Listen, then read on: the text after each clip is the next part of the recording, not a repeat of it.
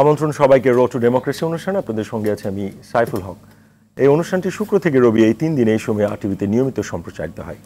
দর্শক, নির্বাচনকালীন নিরপেক্ষ সরকার, বৈষম্য বিরোধী ছাত্র আন্দোলন ও জাতীয় নাগরিক কমিটির নতুন রাজনৈতিক দল গঠন নিয়ে সম্প্রতি বিএনপি এবং ছাত্র নেতৃত্বের বক্তব্যে উত্তেজনা তৈরি হয়েছে রাজনীতিতে।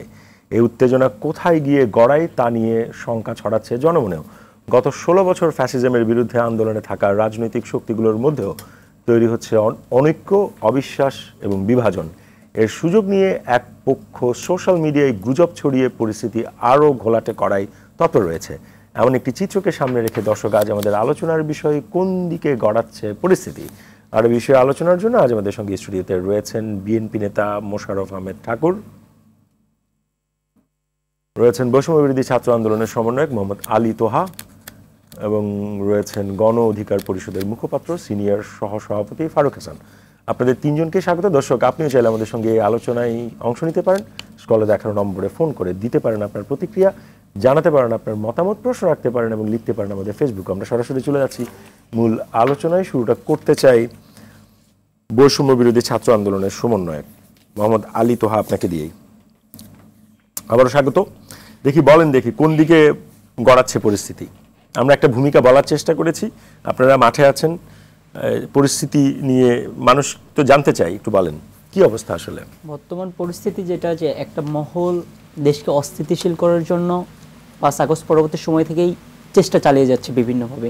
বর্তমান গত কয়েকদিনে গুজব ছড়ানো এবং নানা ইস্যু দিয়ে তারা এই বিষয়টাকে আরও উত্তাল করার চেষ্টা করেছে। আজকে কিছু নিউজ দেখলাম যে যেখানে দেখলাম যে আওয়ামী লীগ নেতারা রেমিটেন্সের মাধ্যমে দেশকে অস্থিতিশীল করার জন্য তাদের নেতাকর্মীদের কাছে টাকা পাঠাচ্ছেন।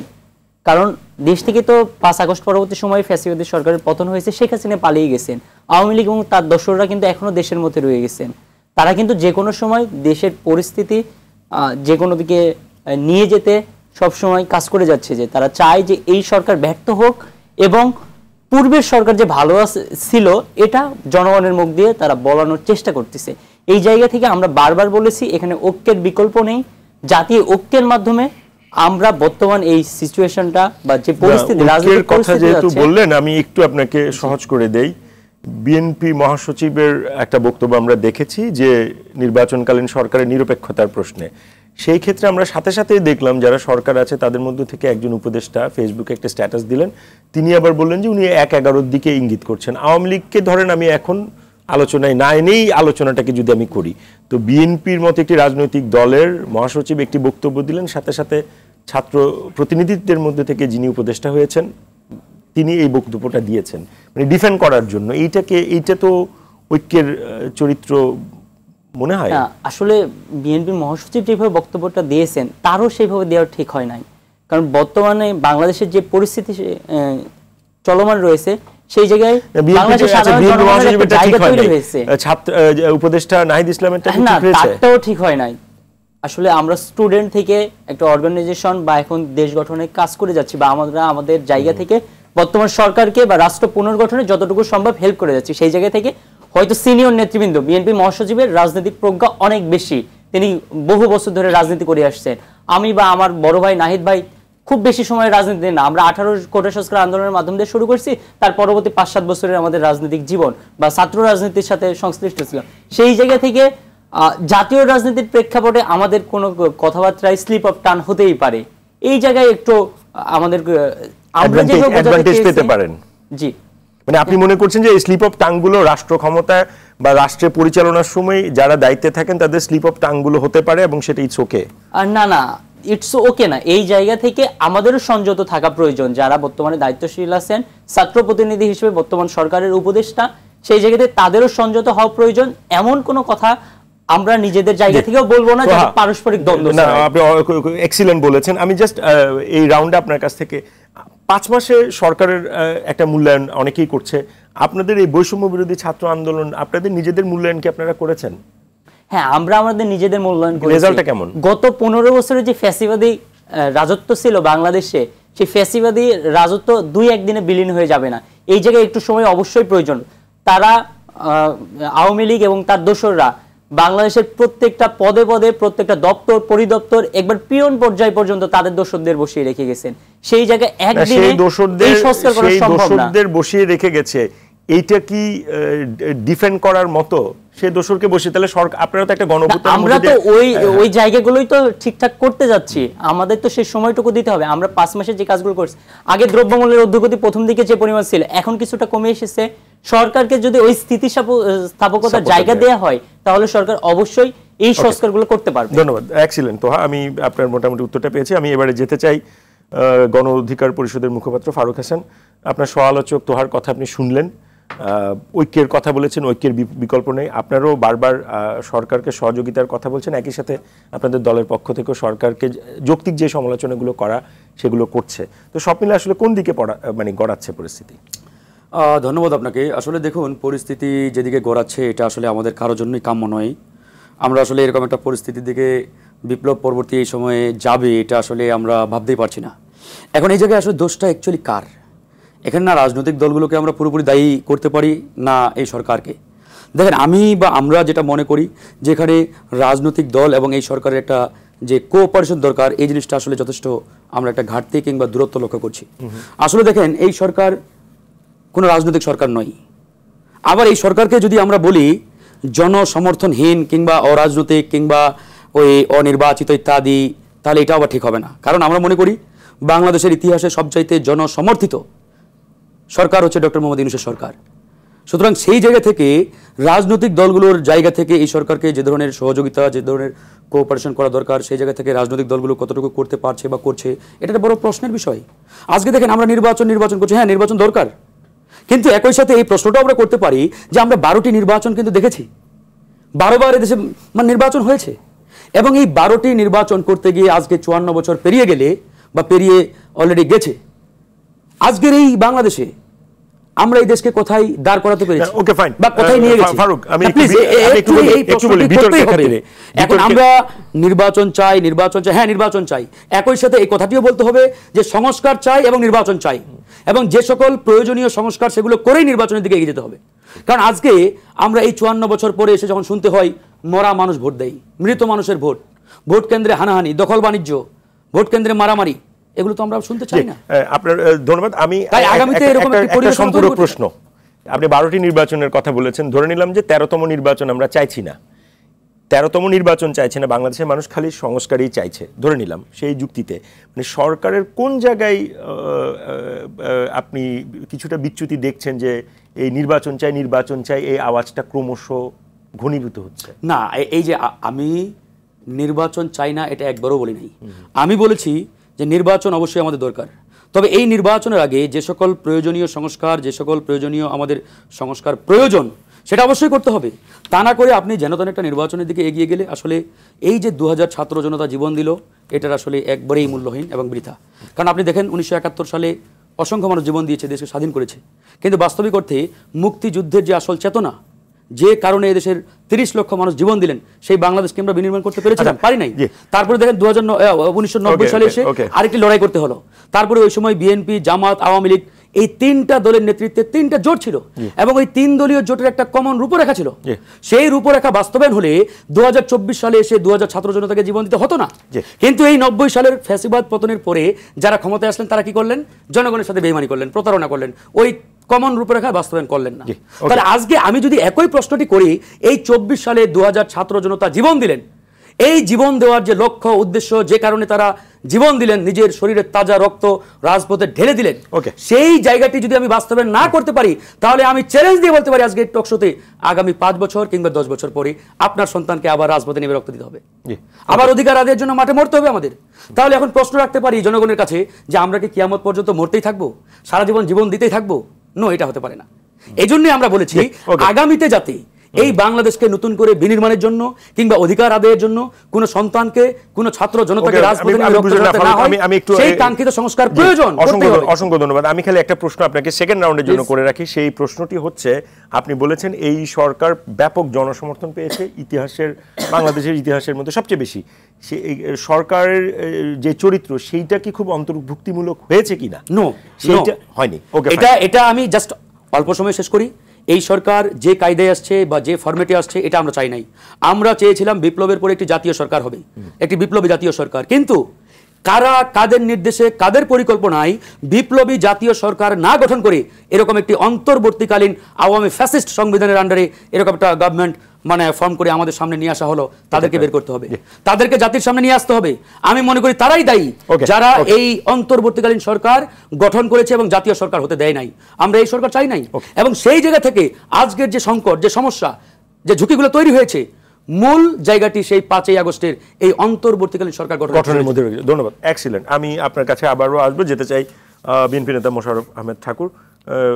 আপনার কাছে আসলে প্রশ্ন না করে আপনাদের দুজন আলোচকের কথা শুনলেন, তার বক্তব্য দিয়ে তাদের বক্তব্যকে আপনার কোনো রিপ্লাই আছে কিনা আগে? কারণ একজন বলেছেন যে বিএনপি মহাসচিবেরও আসলে এই ধরনের বক্তব্য দেওয়া ঠিক হয়নি। ধন্যবাদ প্রফেসর সাইফুল। আপনি ঢাকা বিশ্ববিদ্যালয়ের স্বনামধন্য শিক্ষক। আমি আপনাকে বলি, মহাসচিব বলেছেন কি বলেছেন? বিএনপির মহাসচিব বলেছেন নির্বাচনকালীন সময়ে সরকারের নিরপেক্ষতা প্রয়োজন। যদি সরকার নিরপেক্ষতা হারায় তাহলে একটি নিরপেক্ষ সরকারের প্রয়োজন হবে। যদি ছিল একটা। এখন আসুন, বাংলাদেশের একজন মানুষকেও কি পাওয়া যাবে যে সরকার নির্বাচনকালীন সময়ে নিরপেক্ষ থাকবেন না, এমন একটি সরকার কেউ কল্পনা করেন? কেউ সমর্থন করবেন বাংলাদেশের যে সরকার পক্ষপাতিত্বমূলক আচরণ করবেন নির্বাচনের সময়ে? এটা কি কেউ মানবেন? মানবেন না। তো প্রথম যে শব্দটি আছে, প্রথম যে লাইনটি, যে মহাসচিব, বিএনপির মহাসচিব মির্জা ফখরুল ইসলাম আলমগীর, তিনি বলেছেন যে নির্বাচনকালীন সময়ে সরকারি নিরপেক্ষতা প্রয়োজন। এটার সাথে বাংলাদেশের একজন মানুষও দ্বিমত পোষণ করার কথা নাই। এমনকি পতিত স্বৈরাচার হাসিনার লোকজনও একথা এখন স্বীকার করে। এই প্রশ্নটা কেন করছি আমি, নাম্বার 2 আমি একটু বলি এই প্রশ্নটা, আপনার ব্যাখ্যাটাতে যাওয়ার আগে প্রশ্নটা আমি একটু আরেকটু বলি। সেটা হচ্ছে, এই সরকার গঠিত হওয়ার পর বিএনপির পক্ষ থেকে বারংবার একটা অকুণ্ঠ সমর্থন ছিল। তো সেই সমর্থন গত 5.5 মাসে এমন কি ঘটলো যেই কারণে ওনাকে এই বক্তব্যটা পুনর্বার একদম উচ্চারণই করতে হলো যে এই নির্বাচনকালীন নিরপেক্ষতা? আমি এই কথাটা কেন মনে করিয়ে দিব না যে নির্বাচনকালীন সময়ে সরকারের নিরপেক্ষতা প্রয়োজন। এটি অন্য সময় প্রয়োজন নাই। হ্যাঁ, এই এখন অন্য সময় প্রয়োজন নাই। অনেক সময় সরকার যে নিরপেক্ষতা রাখে না, সে তার দলীয় সরকার হিসেবেই। কিন্তু এটা তো কোনো পলিটিক্যাল ওই রকম পার্টিজান কিছু না। এখন আসুন, তিনি নির্বাচনকালীন সময়ে সরকারের নিরপেক্ষতা প্রয়োজন, এটাকে যুক্ত করেছেন যদি দিয়ে। যদি সরকার নিরপেক্ষ আচরণে ব্যর্থ হয় বা নিরপেক্ষ আচরণ করতে না পারে, তাহলে আরেকটি নিরপেক্ষ সরকারের প্রয়োজন হবে। কারণ কেন? আমার 15th অ্যামেন্ডমেন্ট বাতিল হওয়ার সাথে সাথে তত্ত্বাবধায়ক সরকারের দ্বার উন্মোচিত হয়েছে। একটা লিগ্যাল সাংবিধানিক ফ্রেমের মধ্যে দিয়ে আমি একটা নিরপেক্ষ তত্ত্বাবধায়ক সরকার আমি নির্বাচনকালীন সময়ের জন্য আমি গঠন করতে পারি। কথাটা শুনবেন তো। ফর দ্যাট রিজন, যে এখন আপনি তাইলে বলুন যে আমি নির্বাচনকালীন সময়ে আমি নিরপেক্ষ থাকবো না। যিনি এটা থাকবেন না তার গায়ে খুব জ্বালা ধরার কথা। আমি যদি জানি যে আমি নির্বাচনকালীন সময় নিরপেক্ষ থাকবো, আমার এই বিষয়টা তো আমার লাগে না, আমার তো দরকার, আমার তো গায়ে লাগবে না। নাম্বার 2 আসেন যে এইখানে যে নির্বাচনকালীন সময়ে সরকার নিরপেক্ষ থাকবেন না।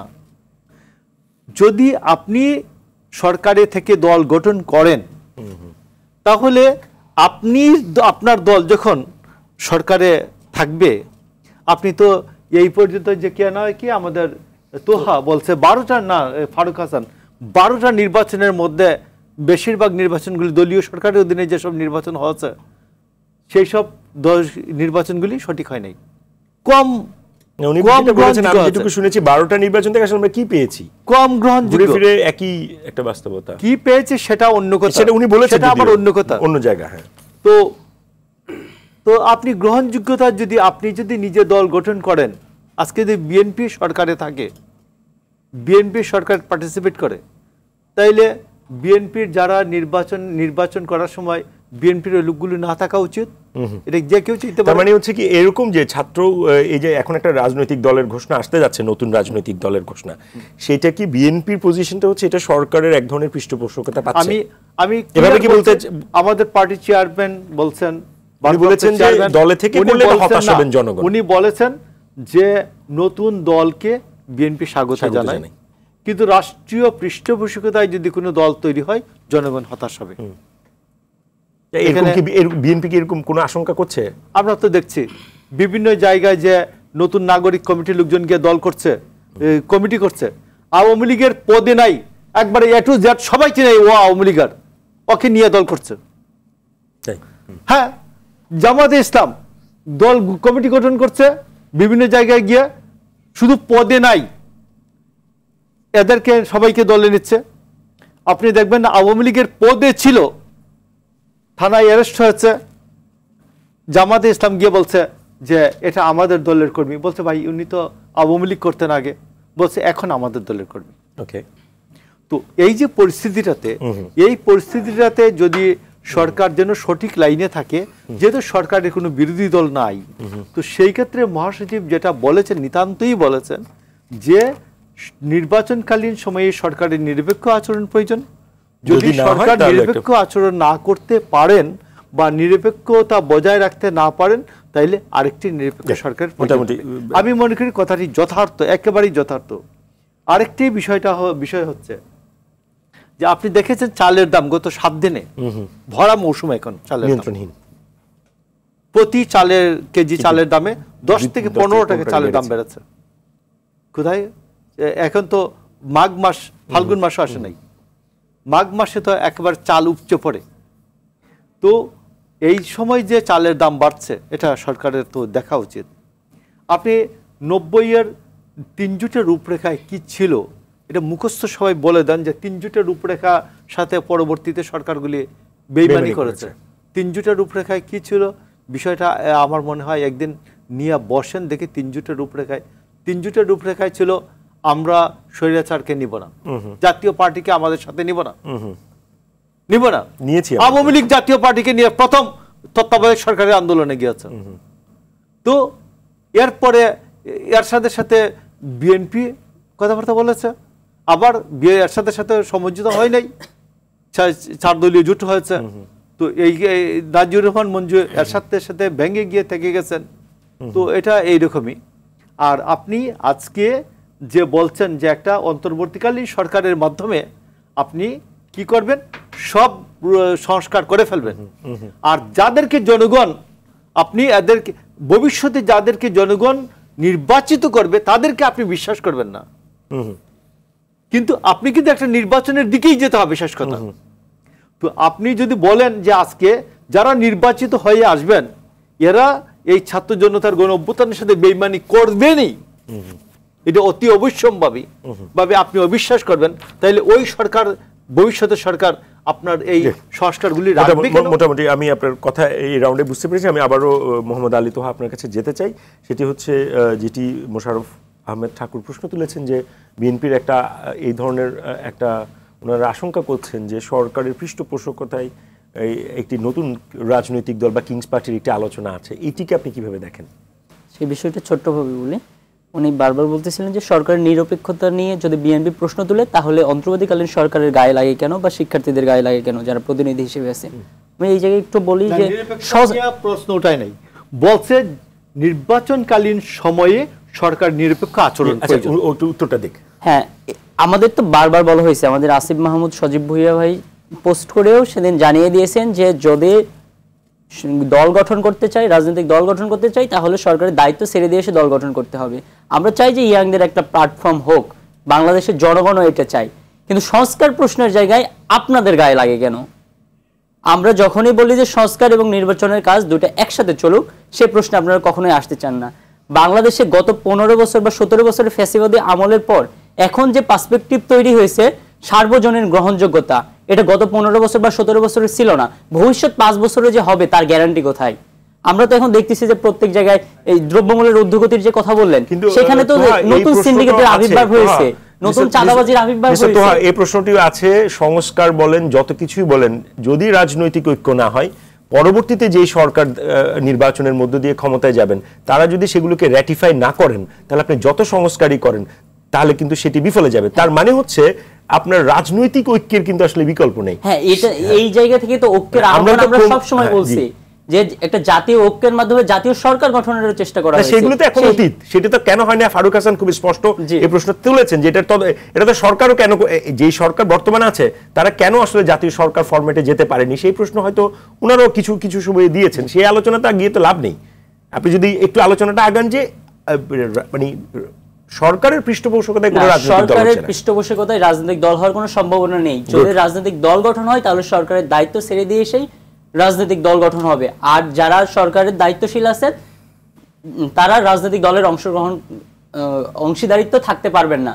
যদি রাজনৈতিক দল গঠন করা হয় তারা দায়িত্বে রয়েছেন, তারা শুধুমাত্র অন্তর্বর্তীকালীন সরকারের দায়িত্ব পালন করবেন, তারা কখনোই রাজনৈতিক দলের অংশ হতে পারবেন না।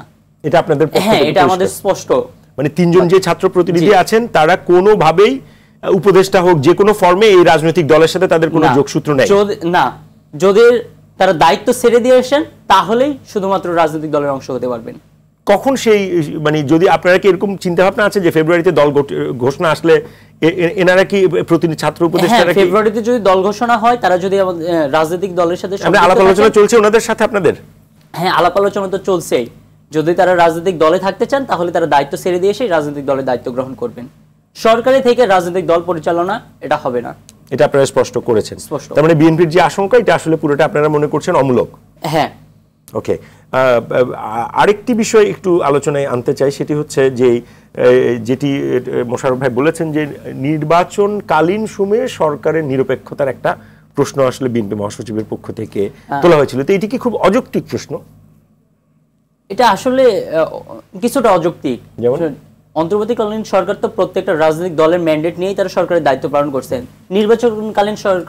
নির্বাচনকালীন সময়ে তাহলে তারা কোন দলের পৃষ্ঠপোষকতার দিকে তো কখনোই যাবেন না, তারা তো সকল দলের দিকে সমানভাবে দৃষ্টিপাত করবেন। আজকে তো আইন উপদেষ্টা আসিফ নজরুল স্যারও এই আশাবাদ ব্যক্ত করেছেন। নির্বাচন কমিশন সেইভাবে কাজ আগাচ্ছেন বা সংস্কার কমিশনগুলোও সেইভাবে প্রস্তাবনা দিয়েছেন। এই জায়গায় তাহলে তো নিরপেক্ষতার প্রশ্ন তোলার কোনো প্রয়োজন পড়ে না। সরকার বারবার বলতেছেন যে সবাইকে নিয়ে ঐক্যের মাধ্যমে নতুন বাংলাদেশ উপহার দিতে চান। সেটা যখন নির্বাচন হবে, নির্বাচনকালীন সময়ে তারা নিরপেক্ষভাবে একটা সুষ্ঠু নির্বাচন বাংলাদেশের মানুষকে উপহার দিতে চান। আরেকটা না, আপনি বলেছেন এটি আপনার বক্তব্যটিও সত্য। আবার আমাদের এই অনুষ্ঠানে অনেক অতিথি যারা এসেছেন যারা রাজনৈতিক দলের প্রতিনিধিত্ব করেন, আমি ফারুকেরটাও শুনবো, তারা সরকারের সাথে যেই পর্যন্ত ডায়ালগে যেতে পেরেছেন দ্যাট ওয়াজ ভেরি মানে খুব শর্ট, খুব বেশি কথা বলার সুযোগ আসলে তারা পায়নি। বিএনপির পক্ষ থেকেও বলা হয়েছে, অন্যান্য রাজনৈতিক দলগুলোর পক্ষ থেকেও বলা হয়েছে। তাহলে এই 5 মাসের মধ্যে যদি রাজনৈতিক দলগুলোর সাথে সরকারের সেই ব্রিজিংটা না হয় তাহলে সেটা কবে হবে? সরকারের এই জায়গায় একটা দুর্বলতা রয়েছে যে রাজনৈতিক দলগুলোর সাথে আরো বেশি পরিমাণে বসা উচিত ছিল এবং রাষ্ট্র পরিচালনায় তাদের মতামত আরো অধিকভাবে গ্রহণ করা উচিত ছিল। কারণ রাজনৈতিক দলের বর্তমানে যারা অন্তর্বর্তীকালীন সরকারের বর্তমানে যারা দায়িত্ব আছেন বেশিরভাগই হচ্ছে রাজনৈতিক দলের সাথে সম্পৃক্ত না। তাদের রাজনৈতিক দূরদর্শিতার কিছুটা অভাব রয়েছে, এটা আমরা নিজেরাও স্বীকার করি। যেহেতু চারিদিকে শিক্ষার্থীদের সাথেও এই ধরনের বিশৃঙ্খলা চলছে। আজকে আপনি দেখেছেন, হ্যাঁ, শাহবাগে শিক্ষকদের উপর হামলা হয়েছে, এটা খুবই ন্যাক্কারজনক হামলা। এটা এই নতুন বাংলাদেশে দায় কাকে দিবেন আপনি? এই নতুন বাংলাদেশে এগুলোর দায় আপনি কাকে দিবেন? এটা তো আর ফ্যাসিস্ট, এগুলোর দায় সরকারকেই দিতে হবে। কারণ বাংলাদেশের মানুষের যদি মৌলিক চাহিদা পূরণ করতে না পারেন তাহলে তো তারা দায়িত্ব পালন করতে ব্যর্থ। কারণ বাংলাদেশের মানুষের তো খুব বেশি চাহিদা না, তারা চায় যে দুবেলা দুমুঠো ডাল ভাত খেয়ে বেঁচে থাকবেন। শিক্ষকদের তো চাহিদা এটাই ছিল, সেটা যদি পূরণ করতে ব্যর্থ হন তাহলে তো সেই সরকারকে এর দায় নিতেই হবে। তো দারুণ বলেছেন। আমি একটু ফারুকের কাছে আবারও যেতে চাই, যে সরকারের সাথে রাজনৈতিক দলগুলোর মধ্যে যেই এ পর্যন্ত যে আলোচনাগুলো হয়েছে সেইটারে আপনি কেমনে দেখেন? ধন্যবাদ। বেশি কথা বলার সুযোগ আপনারা কি পেয়েছেন সরকারের সাথে? এখন পর্যন্ত খুব সম্ভবত 4 বার প্রধান উপদেষ্টা আমাদের ডেকেছেন। তো আমরা সেখানে ধরেন যে মোটা দাগে প্রায় 30-40টা রাজনৈতিক দল একসাথে, সেখানে আমাদের 3 থেকে 4 মিনিট সময় দেওয়া হয়। একটি রাজনৈতিক দল 3 থেকে 4 একজন, হ্যাঁ, একটা দল থেকে একজনকেই সুযোগ দেওয়া হয় এবং 3 থেকে 4 মিনিটের মধ্যে শেষ করা লাগে। তো যাই হোক, সেই মোটা দাগে আপনি টোটাল 4 দফায় 12 মিনিট করে একটা দল পেয়েছে? না, এক দল থেকে একজনই বলতে পারে, এক দল থেকে একজন, জি 3 মিনিট সর্বোচ্চ। এই হচ্ছে আলোচনা। যাই হোক, হ্যাঁ, সেই 3 মিনিটে যতটুকু বলা যায় বা যতটুকু পরামর্শ সরকারকে দেওয়া যায় আমরা দেওয়ার চেষ্টা করেছি। তো যাই হোক, এটা আসলে অ্যাকচুয়ালি সরকারের দুর্বলতা কিংবা মানে আমাদের মধ্য থেকেও যে একটা খুব নেতিবাচকতা এর মধ্যে রয়েছে, আমি সেভাবে এটাকে দেখি না। কারণ বাংলাদেশের বড় যে দুটো রাজনৈতিক দল, বিশেষ করে বিএনপি এবং জামাত ইসলামী, তারা কিন্তু একাধিকবার পার্সোনালি বা ইন্ডিভিজুয়ালি তারা বৈঠক করেছেন প্রধান উপদেষ্টার সাথে। তারা তাদের যে সাজেশনগুলো বা মতামতগুলো, প্রস্তাবনাগুলো, সেগুলো কিন্তু তারা দিয়েছেন। তো সেই জায়গা থেকে বিএনপি তাদের প্রস্তাবনাগুলো তারা ইন্ডিভিজুয়ালি দিয়েছে, জামাত ইসলাম তারাও দিয়েছে, আমরা গণ অধিকার পরিষদ আমরাও দেওয়ার চেষ্টা করেছি, অন্যান্য দলগুলো হয়তো পার্সোনালি দেওয়ার চেষ্টা করেছে। এখন প্রশ্নটি হচ্ছে, এই যে সরকারের নিরপেক্ষতা নিয়ে যে প্রশ্নটি সামনে আসছে, আমি মনে করি এই মুহূর্তে এই প্রশ্নটি সামনে নিয়ে আসাটা কিছুটা অবান্তর। আসলে দেখেন, এই সরকার কোনো পলিটিক্যাল পার্টি থেকে আসে নাই। এই সরকার একটা আপামর জনগণের জনসমর্থন নিয়ে কিন্তু ক্ষমতায় আসছে, বা আমরাই নিয়ে আসছি। তারা নিজেরাই আসে নাই, আমরাই নিয়ে আসছি, এভাবে বলতে হবে। আপনি আবার নিজেও কিন্তু এই সরকারের ফরমেশন নিয়ে প্রশ্ন তুলেছেন। আমি একটু শেষ করি। তারা নিজেরাই আসেন নাই, আমরাই নিয়ে আসছি। তো নিয়ে আসার পরে তাদের কোনো পলিটিক্যাল পার্টি নেই, পলিটিক্যাল আইডেন্টিটি নেই, তারা আসছে, চেয়ারে বসছে। একাধারে তারা সরকারের প্রধান, আবার ধরেন জনগণের আপামর একটা জনপ্রতিনিধিত্ব তারা কিন্তু করে। এখন যে জায়গায় বেসিক প্রবলেমটা আজকে ক্রিয়েট হচ্ছে, যে এই সরকারের দায়িত্বশীল অধিকাংশ ব্যক্তি বিগত সময়ে রাষ্ট্র পরিচালনায় কোনো তাদের অভিজ্ঞতা নেই, তাদেরকে বিভিন্ন কারণে নেওয়া হয়েছে। এই কারণেই মূলত আজকে এই যে সংকট, সমস্যা, যে ঝুঁকিগুলো তৈরি হচ্ছে, যেগুলো নিয়ে আমরা আলোচনা করছি, মূলত সেই জায়গা থেকেই এই সমস্যাগুলোর উদ্ভব। আমরা বারবার এই জন্য এই সরকারকে বলেছিলাম, প্রথম থেকে আমরা বলে আসছি, যখন সরকার গঠনই হয় নাই, সেই 5ই আগস্ট থেকে 8 আগস্ট 3 দিন তো সরকারবিহীন বাংলাদেশ ছিল। সেই সময় আমরা বলেছি, সবগুলো স্টেক থেকে, অর্থাৎ বিপ্লবের প্রত্যেকটা অংশীজন থেকে সমান সংখ্যক প্রতিনিধি নিয়ে একটি বিপ্লবী জাতীয় সরকার গঠন যাতে করা হয়। তো যাই হোক, বিভিন্ন কারণে সেই সরকার গঠন হয় নাই। না হওয়ার পিছনে অনেক এলিমেন্টস বা অনেক ধরেন যে উপাদান কাজ করেছে, সেগুলো নিয়ে আলোচনা করতে গেলে আজকের এই আলোচনা আরেক দিকে যাবে, তো সেদিকে আমি যেতে চাচ্ছি না। তো যাই হোক, বর্তমান যে সরকার রয়েছে, আমি মনে করি এই সরকারের নিরপেক্ষতা নিয়ে প্রশ্ন করা, একই সাথে আওয়ামী লীগকে সুযোগ তৈরি করে দেওয়া একই কথা। আমরা কি চাই ফ্যাসিবাদকে আবারও সুযোগ করে দিতে? যদি না চাই, তাহলে আমার মনে হয় যে এই নিরপেক্ষতা নিয়ে প্রশ্ন না করাটাই বেটার। আরেকটি বিষয়, রাষ্ট্রীয় পৃষ্ঠপোষকতায় রাজনৈতিক দল গঠনের যে বিষয়টি সামনে আসছে, আমরাও এটা একবারেই পরিষ্কার করে বলেছি, রাষ্ট্রীয় সুযোগ সুবিধা নিয়ে কেউ যদি রাজনৈতিক দল গঠন করতে চায়, এটা আমরা মানব না। একবারেই পরিষ্কার কথা। রাজনীতি করা, রাজনৈতিক দল গঠন করা প্রত্যেকটা নাগরিকের অধিকার। কেউ যদি রাজনৈতিক দল গঠন করতে চায়, ওয়েলকাম, আমরা স্বাগতম জানাবো, আসুন, ফিল্ডে আসুন, রাজপথে আসুন, দল গঠন করুন। এখন আমাদের যেটি প্রশ্ন, এই যে বিএনপি বা অন্য কোনো দল যে অভিযোগটি বারবার করছে, তাদের কাছে কোনো এরকম পরিষ্কার এভিডেন্স আছে কিনা যে এই সরকারের অমুক উপদেষ্টা বা অমুক দায়িত্বশীল রাজনৈতিক দল গঠনের পিছনে কাজ করছেন? এই যে দেখেন প্রমাণ। যদি প্রমাণ থাকে, আমার প্রশ্ন হচ্ছে বিএনপির উচিত অতি দ্রুত সেই প্রমাণগুলো জনগণের সামনে হাজির করা। আমরাই তাদের বিরুদ্ধে দাঁড়াবো, কারণ সরকার হচ্ছেন জনগণের, রাষ্ট্রের প্রত্যেকটা নাগরিকের। সরকারের কোনো দায়িত্বশীল ব্যক্তি কোনো নির্দিষ্ট দল গঠনের পিছনে কাজ করতে পারেন না। যদি কাজ করে থাকেন, প্রমাণ থাকলে নিয়ে আসেন। আমরা আসিফ বলেন, নাহিদ বলেন, আপনার ওই মাহফুজ বলেন, এরা আমাদের ছাত্র সংগঠনে ছিল আগে, আমাদের ছোট ভাই। যাই হোক, তারা এই আন্দোলনে লিড দিয়েছে, তারা সরকারের দায়িত্বে গিয়েছে, আমরা তাদেরকে স্বাগত জানিয়েছি। এখনো তাদেরকে আমরা বলেছি, যতবার তাদের সাথে আমাদের মিটিং হয়, আমরা বলি, তোমরা যদি রাজনৈতিক দল গঠন করতে চাও, দায়িত্ব ছেড়ে রাজপথে আসো, রাজনৈতিক দল মোটামুটি পরিষ্কার, কোনো প্রবলেম নেই। কিন্তু রাষ্ট্রীয় পৃষ্ঠপোষকতায় রাষ্ট্রীয় সুযোগ সুবিধা নিয়ে রাজনৈতিক দল গঠন করবা, জনগণ মেনে নেবে, এটা হতে পারে না, আমরাই মানবো না। আর দুটো একবারে সংক্ষেপে শেষ করবো। এই যে সংস্কার করার যে বিষয়টি বারবার বলা হচ্ছে, এই সংস্কারের বিষয়ে ভাই বললেন যে এই সরকারকে সকল সংস্কার করার দায়িত্ব কে দিয়েছে? আসলে আমরা কিন্তু সব সংস্কার কথা বলি নাই। যাক, আপনি এরকম সকল সংস্কার কেউই আসলে চাইছে না। আমি যেটা বলি সেইটুকুন কোট করেন, জি প্লিজ। আপনি হয়তো বলেছিলেন যে পরবর্তী সরকার এসে সংস্কার করবে। হ্যাঁ, সংস্কার একটি চলমান প্রক্রিয়া, এটি একক কোনো ব্যক্তি বা সরকার একবারই ক্ষমতায় এসে সংস্কারের আলোচনা আমরা আসবো। বেসিক প্রশ্নটি আজকে সামনে আপনাদের হাজির করেছি যে আজকে যদি সেই কমন কিংবা বেসিক বা প্রয়োজনীয় সংস্কারগুলো না করি, তাহলে আগামীতে আবার আন্দোলন করতে হবে, আবার দেশের নাগরিকদের মরতে হবে, আবার জনগণকে। এই বিষয়টা আপনি কিভাবে দেখেন? আপনি চান যে আপনাদের সন্তানরা আবার বিএনপির পক্ষ থেকে 5 আগস্টের মধ্যেই সিদ্ধান্ত নেন, একটা এই বছরের 5 আগস্টের মধ্যে একটা নির্বাচন ওনারা চেয়েছেন। এটা রাজনৈতিক দল হিসেবে নির্বাচন চাইতেই পারে, সেটি সমস্যা নেই। কিন্তু যে প্রশ্নটি ফারুক তুলেছেন যে আসলে এই কাম্য সংস্কার না করে হলে আবারও মানুষকে রাজপথে আসতে হবে, সেটা আপনারা চান কিনা?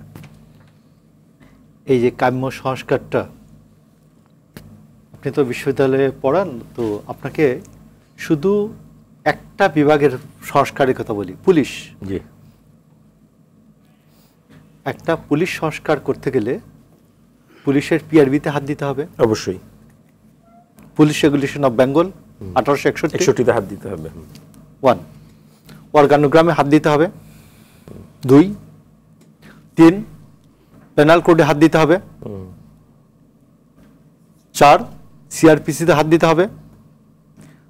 আপনি জানেন যে পেনাল কোডটা তৈরি করতে 25 বছর সময় লাগছে, 1835 থেকে 1860 সাল পর্যন্ত। 1860 সালে আইনটি পাস হওয়ার পরে 2 বছর অপেক্ষা করতে হয়েছে শুধু অ্যাডাপ্টেশনের জন্য, কার্যকরের জন্য। 1800 পেনাল কোড তৈরির পরে 1898 সালে আসলে কি চলমান প্রক্রিয়া, এটি নিয়ে কিন্তু কারো দ্বিমত নাই, ফারুক বলল যে এটি চলমান প্রক্রিয়া। পুলিশ সংস্কার জন্য 25 বছর সময় দরকার, এটাকে আপনি মানবে? কেউ মানবে? বিনবিতা মোশাররফ আহমেদ ঠাকুর, আপনার কথা চলছে, আপনি সংস্কার নিয়ে কথা বলছিলেন যে এটি চলমান প্রক্রিয়া না, এটি চলমান প্রক্রিয়া, এটা কবে নাগাদ শেষ হবে? পুলিশের সংস্কারই 25 বছর লেগেছে, এরকম অনেকগুলো। 25 বছর লাগতে পারে কমপক্ষে।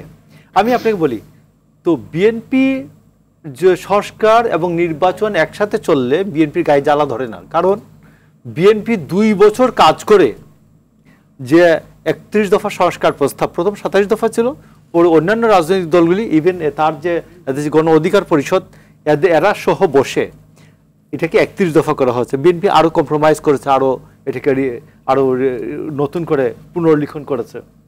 আপনি দেখুন যে সংস্কার প্রস্তাবে আসছে কি, 4 প্রদেশ করতে হবে। একেবারে বিএনপি থেকে স্পষ্ট বলে দিচ্ছি আমি, আমার পার্টি থেকে 4 বিভাগ 4 প্রদেশ করলে বিএনপিকে, এই বাংলাদেশকে 4 দিকে টেনে নিয়ে যাবে। ভৌগোলিক অবস্থাটা এইরকম, বাংলাদেশে অখণ্ডতা নষ্ট হবে, 4 বিভাগ হতে দেওয়া যাবে না। এটা যারা করেছেন এটা বাংলাদেশ বিরোধী একটি প্রস্তাবনা। আসুন 100 নারী আসনে সরাসরি ভোটে হবে, 100 নারী আসন, 100 নারী আসন মানে 300 আসনে পুরুষরা প্রতিদ্বন্দ্বিতা করবেন, তাহলে পুরুষদের প্রতিটা আসনের 3টা আসন নিয়ে একজন নারী, এটা বাস্তব। নাম্বার 2, সেটা হচ্ছে সংস্কারের ক্রিটিসিজম। নিশ্চয়ই আপনারা এটা, আপনারা যখন সরকারের সঙ্গে আপনারা বসবেন তখন এইগুলো বলবেন। এই সরকার যেগুলি করা দরকার ছিল খুব দ্রুত, যেমন শেখ হাসিনাকে ফ্যাসিস্ট বানানোর টুলস হিসাবে কাজ করেছে বিচার বিভাগ। এই ছাত্রলীগের একসময়ের গুন্ডা শাহিন, যার নাম হয়েছে পরে উবায়দুল হাসান, পরে ধরছে, এখন পর্যন্ত ধরার কোনো উদ্যোগ আছে? দেখেন, ইনায়েতুর রহিম ছাত্রলীগের জেনারেল সেক্রেটারি ছিল, জাতীয় ছাত্রলীগের জেনারেল ছিল, সে কি বলে সিনিয়র মোস্ট বিচারপতি, প্রধান বিচারপতি হতো কয়েকদিন পরে। তো ইনায়েতুর রহিমকে ধরছে, এবং এরা বিচার বিভাগ বসে কোন কুকর্মটা না করেছে।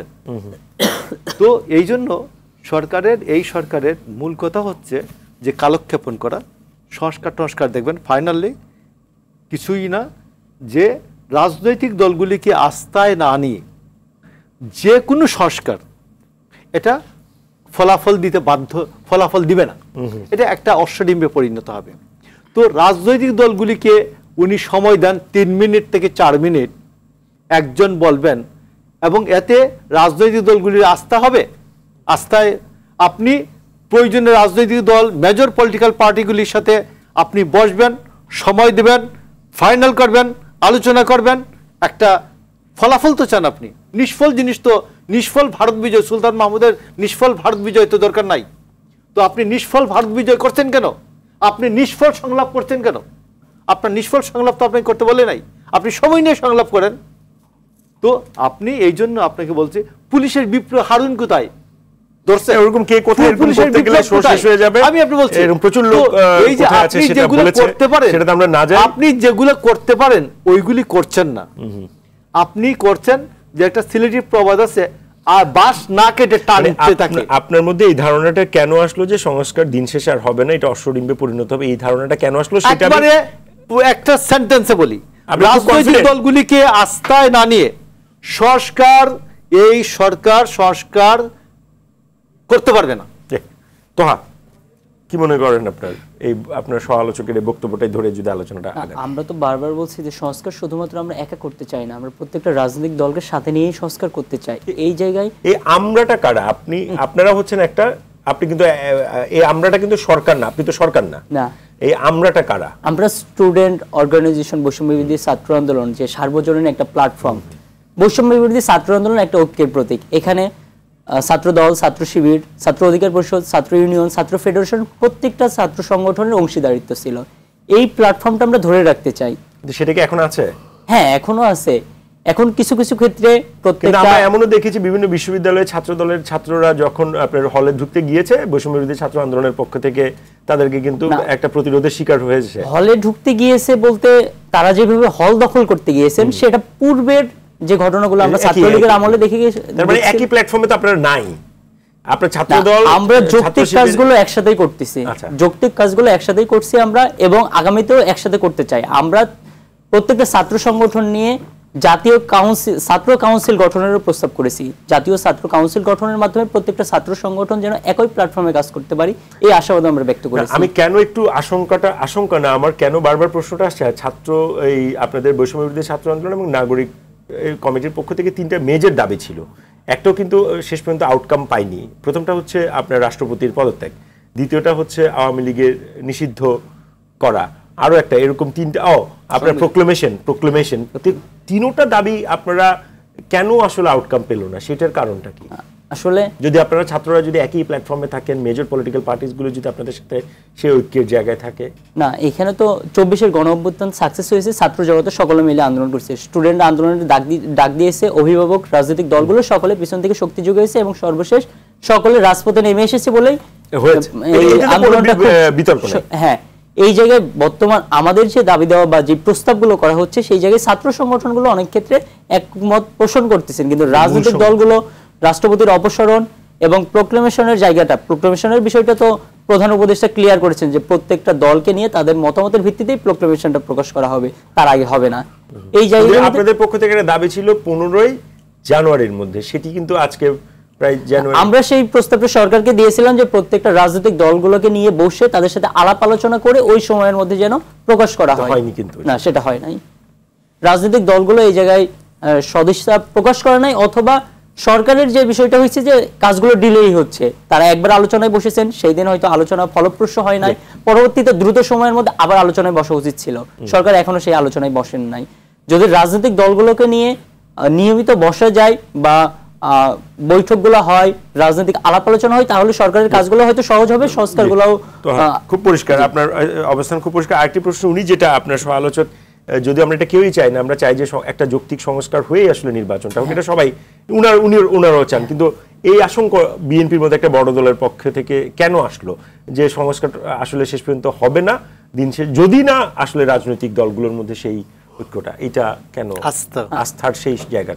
আস্থা হারাচ্ছেন তো তারা তাদের নিজেদের কর্মকাণ্ডের দ্বারা। আমরা যখন আওয়ামী লীগের কোনো নেতাকে গ্রেফতার করতে যাচ্ছি, আমি আজকে একটা স্কুলের প্রোগ্রামে গিয়েছিলাম ঢাকার নবাবগঞ্জে। আপনারা তো গ্রেফতার করতে যাচ্ছেন না, বারবার আমরা যাচ্ছি না, যাচ্ছে পুলিশ গ্রেফতার করতে যাচ্ছে। মানে শিক্ষার্থীরা একটা টিচারের বিরুদ্ধে অভিযোগ জানিয়েছেন যে গত 15 বছর ফ্যাসিবাদের বিভিন্ন দুর্নীতির দায়ে অভিযুক্ত, তিনি বিভিন্ন সময় শিক্ষার্থীদের হ্যারাসমেন্ট করেছেন এবং ব্যাপক সংখ্যক স্কুলের ফান্ড থেকে লুটপাট করেছেন। সেই শিক্ষকের বিরুদ্ধে যখন অভিযোগ জানানো হয়েছে থানায়, পুলিশ যখন গ্রেফতার করতে যাচ্ছেন, তখন বিএনপির বড় নেতা এসে বাধা হয়ে দাঁড়াচ্ছেন। ওকে, আজকের ঘটনা। হ্যাঁ, আজকের ঘটনা। এই ধরনের ঘটনা বাংলাদেশের প্রত্যেকটা জায়গায় এই ধরনের ঘটনা ঘটতেছে। সেই জায়গা থেকে বড় বাধা হয়ে দাঁড়াচ্ছেন তো বড় রাজনৈতিক দলগুলো যখন সংস্কারের প্রশ্নে বা এই কাজগুলোতে সরকারকে সহযোগিতা করছেন না বা তাদের সদিচ্ছা পোষণ করছেন না, সেক্ষেত্রে তো এই সরকারকে তাদের কাজগুলো প্রতিষ্ঠা করতে কঠিন। আমি একটু ফারুকের কাছে যে, ফারুক, এই প্রশ্নটা এরকম অনেকটা, সেটি হচ্ছে আওয়ামী লীগের অনেকেই বলছে আওয়ামী লীগ পুনর্বাসনের ক্ষেত্রে বিএনপি এক ধরনের প্রচ্ছন্ন একটা তৎপরতা বিভিন্ন জায়গায় দেখা যাচ্ছে, বিশেষ করে প্রান্তিক জায়গাগুলোতে। এইটি কিভাবে দেখেন আপনি? এটা এই ধরনের কোনো তথ্য আপনাদের কাছে আছে বা এরকম? দেখুন, আওয়ামী লীগকে পুনর্জন্ম দেওয়া বা পুনঃপ্রতিষ্ঠা করা বা তাদেরকে কোনোভাবে আবারও রাজনীতির মাঠে ফিরিয়ে নিয়ে আসা, এটা একবারই পরিষ্কার আমাদের বক্তব্য যে বা যারা বা যে রাজনৈতিক দল এই কাজগুলো করবে তাদের বিরুদ্ধে জনগণ আবারও রাজপথে নামবে প্রয়োজনে। কিন্তু ইতিমধ্যে আপনি যেটি বললেন, অনেক রাজনৈতিক দলই তাদেরকে বিভিন্নভাবে তৃণমূল পর্যায়ে তাদেরকে পুনর্বাসনের চেষ্টা করছেন, তাদেরকে দলে ভিড়াচ্ছেন নানাভাবে। যেহেতু বিএনপি বড় দল, এটা তারাই ভালো বলতে পারবে। আমার যেটা ধারণা, হয়তো বিএনপির তৃণমূলে বেশ গ্রুপিং থাকে মানে নেতাকে কেন্দ্র করে হয়তো মনে তার করে একটা নিজেদের ভোটের রাজনীতি পাল্লা আছে, ভারী করার পাল্লা। জন্য বা নিজেদের কোরাম ভারী করার জন্য হয়তো বা তারা মনে করছে যে তাদেরকে সাথে নিলে আমার কোরাম ভারী হবে, আমার পাল্লা ভারী হবে, আমি সামনে হ্যাডাম দেখাতে পারবো ইত্যাদি ইত্যাদি। এটা হতে পারে, যেমন এটা বিএনপি ভালো বলতে পারবে, আমি সেদিকে যেতে চাচ্ছি না। আমি যেটি এখন বলতে চাই, সংস্কার ইস্যুতে একটু কমেন্ট শুনতে ঐক্যের চাই। যে বিষয়টি, এই যে ঐক্যের বিষয়টি বারবার বলা হচ্ছে, আমরাও কিন্তু বলি যে ঐক্য ছাড়া এই জাতির কোনো মুক্তি নেই। আজকে বাংলাদেশে এই যে সংকটগুলো তৈরি হচ্ছে, এই সংকটগুলো তৈরি হওয়ার পিছনে আমাদের অনৈক্য দায়ী। এবং আমরা 5ই আগস্টের আগে আমাদের মধ্যে যে একটা বন্ডিং, যে একটা সমন্বয়, যে একটা ঐক্য ছিল, এই ঐক্যটা ক্রমহ্রাসমান, এটা কিন্তু একবারে নেতিবাচকতার দিকে যাচ্ছে, একবারে নেগেটিভিটির দিকে যাচ্ছে। মানে এটা কোনোভাবে আমাদের কাম্য না।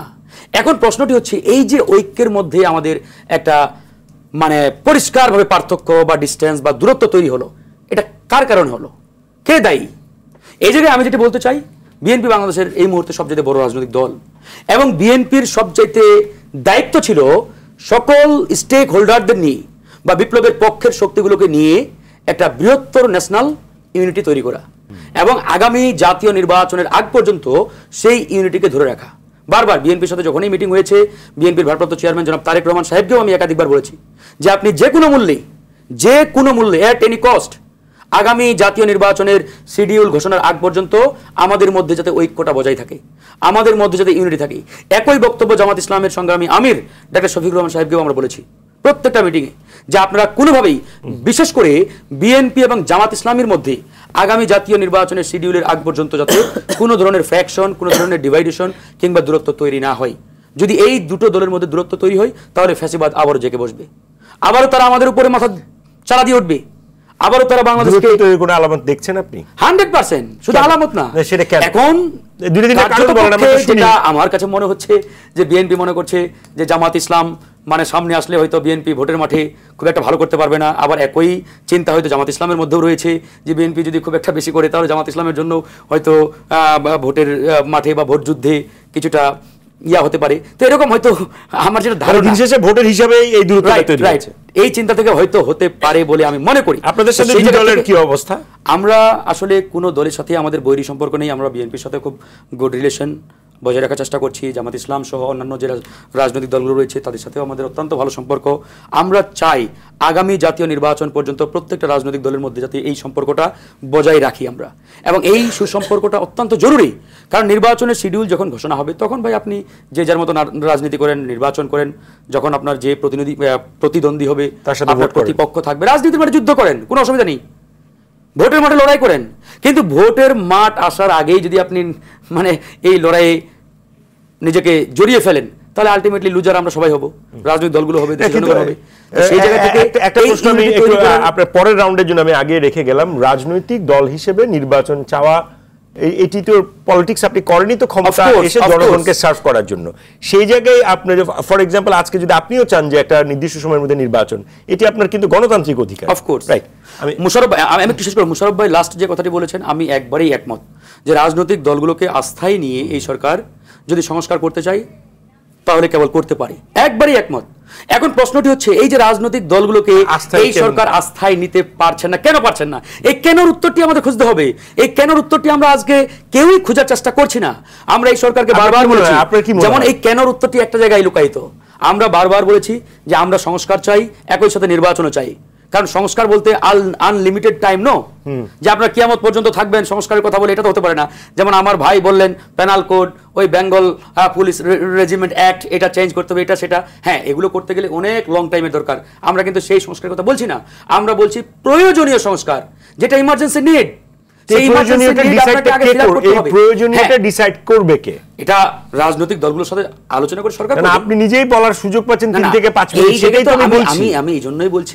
সেই জায়গা থেকে আমি একটু সরকারকে সেই ধরনের কোঅপারেশন করা হচ্ছে কিনা সেটা আজকে সেই যেটি ফারুক যে প্রশ্ন এখন আমি যেটি বলতে চাচ্ছিলাম মুশারফ ভাইয়ের কথাই, মুশারফ ভাইয়ের লাস্ট কথার সাথে আমি একবারেই একমত যে এই যে প্রয়োজনীয় সংস্কারগুলো করতে হলে এই সরকারকে অবশ্যই রাজনৈতিক দলগুলোকে আস্থায় নিয়ে আসতে হবে। এই রাজনৈতিক দলগুলোকে আস্থায় নিয়ে আসার জন্য এই মুহূর্তে যেটা করণীয় সেটা হচ্ছে জাতীয় সরকার গঠন করা।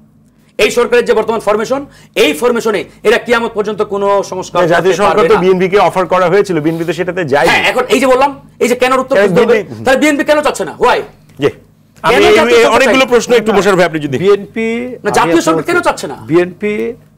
বিএনপি জাতীয় সরকার চায়, সেটা ইলেকশনের পরে নো মুশাররফ ভাই, আমি 30 সেকেন্ড শেষ করব, আপনি বলেন।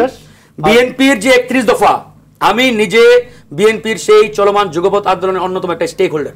সুতরাং 31 দফা আমরা যখন প্রণয়ন করি, আমাদের লক্ষ্য উদ্দেশ্য ছিল আমরা প্রত্যেকটা রাজনৈতিক দল সম্মিলিতভাবে আন্দোলন করে ফ্যাসিবাদের পতন ঘটাবো, তারপরে আমরা নির্বাচনের মাধ্যমে যারা দায়িত্বে আসবো আমরা সম্মিলিতভাবে একটা জাতীয় সরকার গঠন করব। এখন প্রশ্নটি হচ্ছে, আমাদের সম্মিলিত আন্দোলনে কি এই সরকারের পতন হয়েছে? নো, আমরা ফেইলিওর সেই জায়গায়। সুতরাং আমরা একটা ভিন্ন ডাইমেনশনে এই সরকারের পতন ঘটিয়েছি এবং সেখানে ছাত্রদের আমরা সামনে দিয়েছি।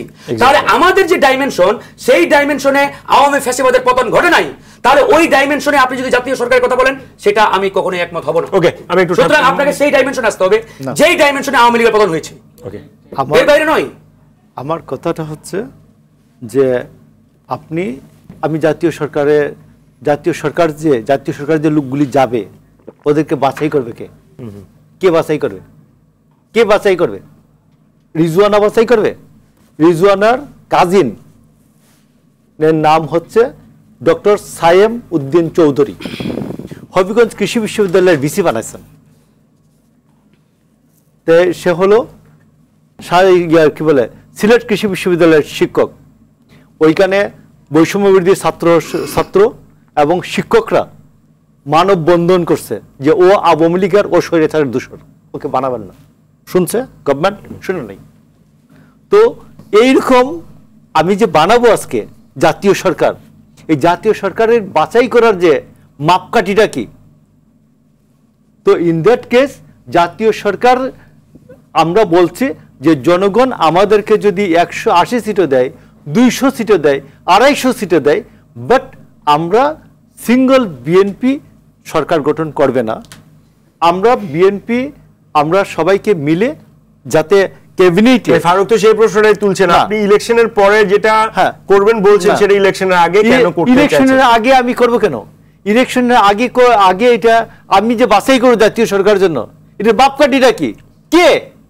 কে জাতীয় সরকারে হবে? আন্দোলনে কার কত স্টেক, এটা কিভাবে মাপবেন কিভাবে? তো আমি তো বর্ণছুড়া ছিলাম না, আমি তো গতকাল ছাত্রলীগ ছিলাম, আর আজকে শিবির হই নাই। আমি তো বলি নাই কৌশলগত কারণে আমি ছাত্রলীগ ছিলাম, আমি কৌশলগত কারণে আমি ছাত্রদলকে পিটাইছি। আমি তো বলি না কৌশলগত কারণে আমি শিবিরকে পিটাইছি। এখন আগে ছাত্রলীগ ছিলাম, এখন আমি এলজিবিটি কিউর মতো আমি তো এখন হয়ে যাই নাই। এতদিন ছাত্রলীগ ছিলাম মনে মনে, এখন শিবির হয়ে গেলাম। তো এখন আমি আপনি বলছি, আপনি দেখুন একটা বহুত্ববাদ, একটা নতুন শব্দ নিয়ে আসছে।